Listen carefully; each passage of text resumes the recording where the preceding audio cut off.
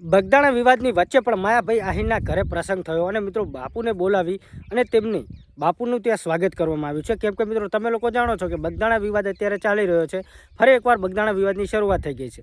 તો આ વિવાદોની વચ્ચે પણ માયાભાઈ આહિર અને તેમના બંને દીકરાઓ મળી અને તેમના ઘરે પ્રસંગ થઈ રહ્યો છે. તો મિત્રો અત્યારે તમે પહેલાં તો વિડીયો જોઈ શકો છો અહીંયા જે તમે વિડીયો જોઈ રહ્યા છો. કેમ કે મિત્રો ઘણા સમયથી જે બગદાણાની અંદર જે જયરાજભાઈ આહિર અને પિન્ટુભાઈ કોળી એટલે કે મિત્રો પિન્ટુભાઈ કોળી પણ આ વિવાદની અંદર હતા. કેમ કે નવનીતભાઈને સપોર્ટ કરતા હતા ત્યારે તેઓ પણ જયરાજભાઈ આહિર વિરુદ્ધ અને એમના ઉપર ઘણા બધા આરોપો લગાવતા હતા. પણ મિત્રો ખરેખર પિન્ટુભાઈ કોળી અને કોળી સમાજના લોકોએ તેમને ન્યાય અપાવ્યો હતો. નવનીતભાઈને મિત્રો ન્યાય તો મળી ગયો હતો. 14 દિવસ સુધી જેલમાં રહ્યા હતા. પણ મિત્રો ત્યારબાદ ફરી એકવાર આ વિવાદની શરૂઆત થઈ છે. તો મિત્રો આ વિવાદની શરૂઆત ક્યાંથી થઈ? કેમ કે મિત્રો માયાભાઈ આહિરે જે પણ બોલ્યા હતા ટ્રસ્ટ વિશે, મેનેજિંગ ટ્રસ્ટ વિશે, ત્યારબાદ વિવાદની શરૂઆત થઈ હતી. પણ મિત્રો એ વિવાદ તો પૂરો થયો હતો. પણ ફરી એકવાર આ વિવાદની શરૂઆત કરી છે માયાભાઈ આહિરના મોટા દીકરા ભરતભાઈ આહિરે. અને મિત્રો આ વિવાદમાં નથી માયાભાઈ આહિર બોલતા કે નથી જયરાજભાઈ આહિર બોલતા, ફક્ત ને ફક્ત પિન્ટુભાઈ કોળી અને ભરતભાઈ ભમ્મર, ભરતભાઈ આહિર આ વિશે આ વિવાદની શરૂઆત કરી છે. તો મિત્રો ઘણા બધા વિડીયો સોશિયલ મીડિયાની અંદર તમે જોઈ લીધા હશે. કેમ કે મિત્રો માયાભાઈ આહિર જેવું મોટું કલાકાર, હાસ્ય કલાકાર જેમનું બહુ મોટું નામ છે અને માયાભાઈ આહિરના બંને દીકરાઓ પણ એમાં જયરાજભાઈ આહિર પણ સારા એવા સેવાના કાર્યો કરી રહ્યા છે. પણ મિત્રો આ કાર્યોની વચ્ચે પણ તેમના વિવાદો શા માટે આવી રહ્યા છે?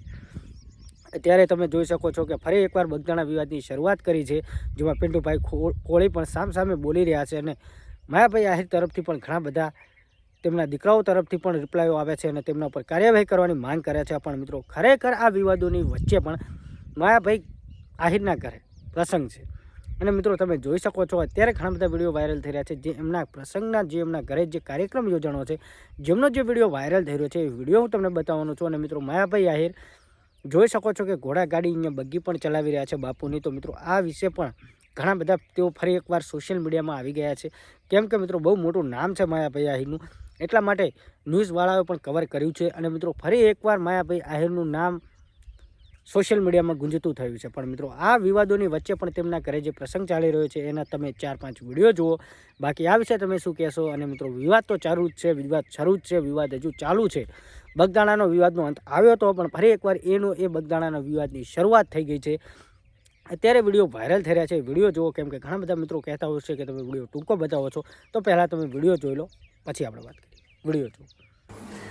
હું આવી ગયો છું તડકેશ્વર હનુમાનજી મહારાજના સાનિધ્યમાં.